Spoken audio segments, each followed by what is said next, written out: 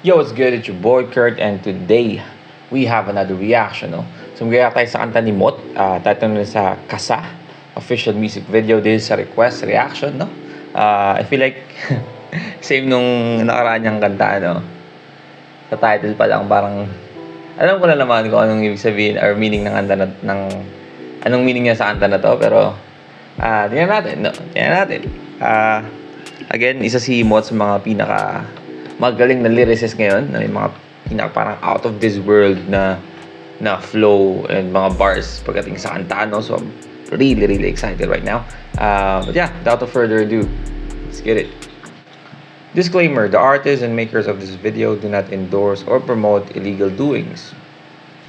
Any resemblance or character, business or places, events or incident are fictitious. Any resemblance to actual person, living or dead, our actual event is purely coincidental.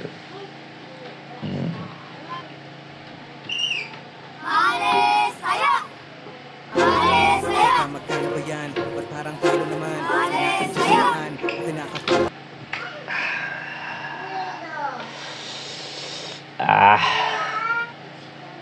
Doon pa lang sa parang mga alib-alib niya doon, and yung parang build up nung beat, man.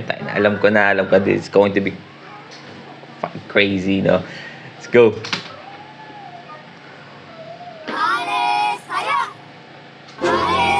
Magkano ba yan? Ba't parang kilo naman? Kinakansasaan, kinakapapag nagkakasukatan. Sanayan sa Teka man, hintayin ko yung pala. Magkano ba yan? Sa sulok o ulo ang bawat tusok, huwag mong pakawalan. Magkano naman? Kung pagkatuyot ang dulot sa pagmumukat katawan. Magkano ba yan? Naging sunod-sunod hanggang malunod na sa pagkatakam. Magkano naman? Tulad ng suntukang inudyok din ang pagtutulakan. Batang napakapayat, madalas nakayapak sa lugar na talamak. Tanda ko pa lahat ng madaming kaganapan, nangyaring kasalanan nang dahil sa pinakahinahabol na sarap. Matulin pagbangag, bangkang imbis sa tubig sa apoy tinatapat, tutunawin ang Damn, tayo na. Out of this world yung metaphor na yun, no? sagad. Pag hindi nasundutan, lalong pinaaatat. Nagtampusa nga naman, batok pinapaangat. Hindi na puti, mabisang pampasigla. Ngunit sa huli, sadyang masasaid ka. Unat sa huli, sadyang masasaid ka. Kasi diba naaatat ka, gusto mong kumuha, no? Tayo na. Responde, masasaid ka talaga, no? Pune kahit walang aberya, hanggang sa mangonsume pag wala ng baterya. Magsalya Kinukumpune kahit wala namang aberya, diba? Parang kung ano ginagawa mo, nagbubuting ka, no? Parang di ka na mapakali. Tapos ayun na nga, pag nalobat ka na, no? Wala ng baterya. Galing! Damn, boy! material, wag lang mabitin sa konti. Sabog at mataas, lipat kapag nakadoble. Parang 9 at 11, hindi ambulansya, kundi dagdag na grasya ang hiling na responde. Sabi ko lang, no, responde, no, kasi yun yung parang pinaka-term nila pag parang follow-up, diba? Parang susundan mo, kasi pag naumpisahan mo parang kulang yung isa, no? Kailangan mo siyang parang dagdagan hanggang sa malobat nga yung baterya, no? Ang galing nung laro niya sa responde, hindi ambulansya, no? Ibang responde yung meaning niya, no? Boy. Lungkot lang para sa akin ang makita ko silang lugmok sa pagkahumaling. Mapanood ang paggamit mula sa paano maghain hanggang sa ang patago, lalo pang hanap-hanapin. Lalo na yung patago ay hahanap-hanapin, diba? Kasi syempre patago to, how ironic na itong bagay na to is illegal, no? And patago, pero inahanap-hanap, right? How ironic. Ngunit huwag mag-alala, pagkat unawa kita, marahil biktima lang din talaga. Pag ang lumbay at hirap di madala, hagilap ay panandali ang saya. Naway wag mo ko tignan bilang isang espiyang nakamata. Kaibigan mo ang galing din sa baba, malasakit para sa akin ang magbigay babala. Alisin ang pangamba, ako ay dumuboses lamang pero di kakanta.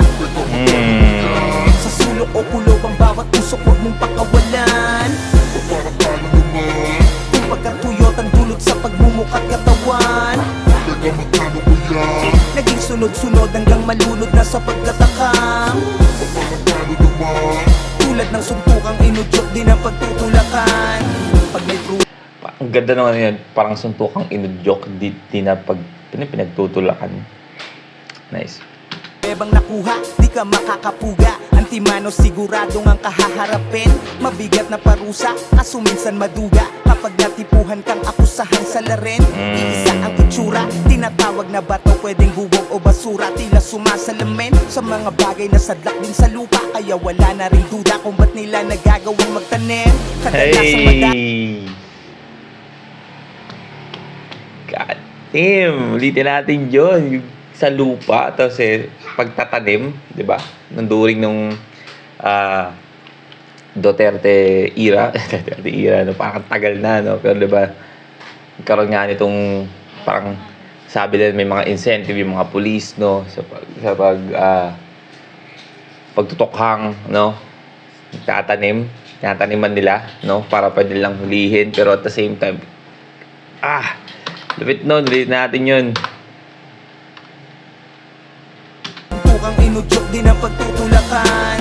Pag may pruwebang nakuha, di ka makakapuga. Antimano siguradong ang kahaharapin. Mabigat na parusa, kaso minsan maduga. Kapag natipuhan kang akusahan sa larin, iisa ang itsura, tinatawag na bato, pwedeng bubog o basura. Tila sumasalamin sa mga bagay na sadlak din sa lupa. Kaya wala na rin duda kung ba't nila nagagawang magtanim.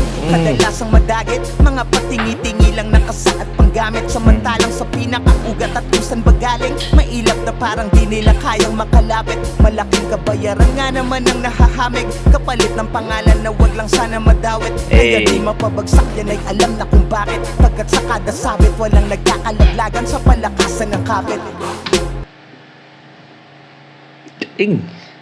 Damn. Parokyano na sumasamba sa Panginoong panalo ang karga. Pag tumarya malabo ng tumumalyan o pumalya, ano man ang anomalya, may Diyos amang padrino na sumasalba.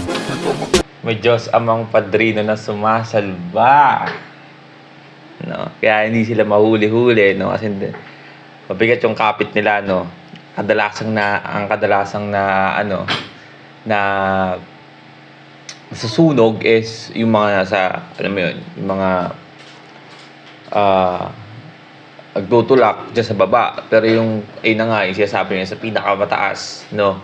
Kahit anong mangyari, di ba? Kahit anong sona pa yung mangyari or tukhang yung mangyari, di mo makikitang sila yung nahuhuli, no? Siyempre, may padrino, may Diyos na nakasalba, no? Nice, galing. Sa sulok o kulob ang bawat usok, huwag mong pakawalan. Paano naman? Kung pagkatuyot ang dulot sa pagmumukat katawan, Teka, magkano ba yan? naging sunod-sunod hanggang malunod na sa pagtatakam. Paano naman? Tulad ng suntukang inudyok din ang pagtutulakan.